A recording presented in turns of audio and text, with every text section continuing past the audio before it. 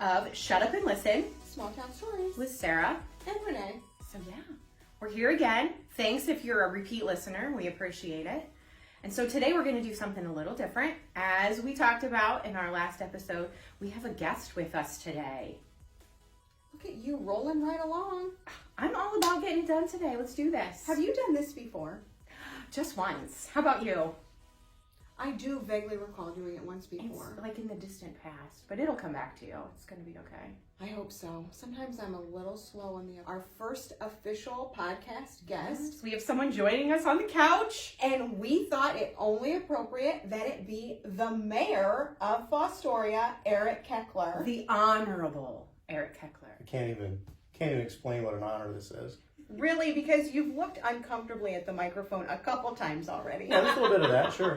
Yeah, and while I was in school, at the age of 16, I started to work as a dispatcher with the city of Fostoria. So, and then I worked for 30 and a half years for the city in all kinds of different functions, from street department foreman and cemetery and the parks and the water plant.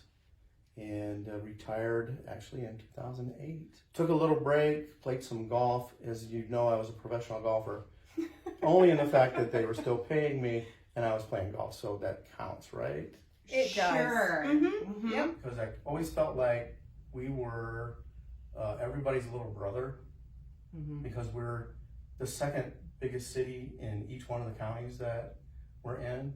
And so I always felt like there was maybe not enough attention to us, so I made it my business to make sure that everybody knew who we were, and that when I called and they picked up the phone, they knew who I was. And I will say, I hear a lot, you get a lot of positive feedback about how you attend so many local things. And I think I have to commend you on that, because that takes a tremendous amount of time and a tremendous amount of energy.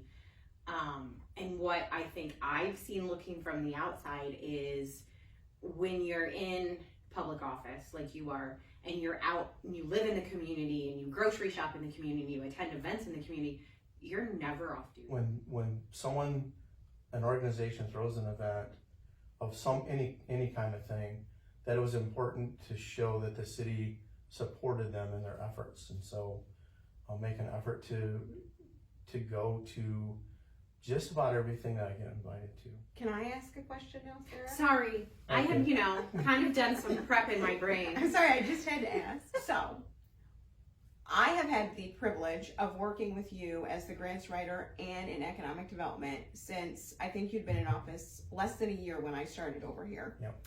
And we have worked on a variety of different projects and with a variety of different companies, etc., in that 10 plus years. What would be something that you would say it's in your top 3 proudest things you've accomplished? We ended up with that brownfield out at the old Tyson Crop. The old Atlas. And then ended up with a company coming here from Korea. It was Yep. the first time they built anything outside of their country, and to come here with confidence that, and help to be part of building that. That was huge. That was big for the community. That was my first economic development project in this role. Yeah, and that was such a big get. It really was. New businesses of all kinds coming downtown, where you can go and buy gifts if you want to. Yeah. You have Jenna's Beyond Laser Creations and the Thistle Exchange, and then we just had that ribbon cutting for the urban market. So there's clothing in downtown again. Yeah, and you still have Kaminsky's that long time stalwart. Oh yes. And so many different gifts that they have there. Yeah. And then everything's starting to build off of that with what Mike and Tiffany are doing with the brewery, and we know there's a coffee shop coming. Yes. Dell's has been here since about 80 something years. Yeah. Well, I say it all comes back to partnerships and relationships. Yep. Absolutely. And we can't thank you enough for your continued partnership, and we really appreciate you coming on this podcast.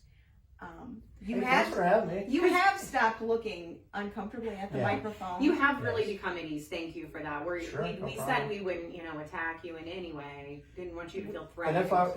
if I were a tree, I'd be a palm tree. That's what I was throwing out there. I know you didn't ask me We that. didn't ask. We did. I was waiting for that. Yes, we Should did. we sound do a like we round were- robin quick question? Rapid fire question time. What's your favorite food? What's your favorite color? What do you want to be when you grow up? We can do this dance. Well, I always wanted to be a cowboy when I was a kid, but that didn't work out for me. Oh, I'm Who sorry. didn't want to be a cowboy as a kid? Exactly. Oddly, purple's my favorite color. Ooh, and Renee's wearing purple today. Totally on That's brand. Oh, I did not know your favorite color was That's true. purple. there we That's go. What's your favorite food? Do I have a favorite food? You are kind of a foodie. Yeah.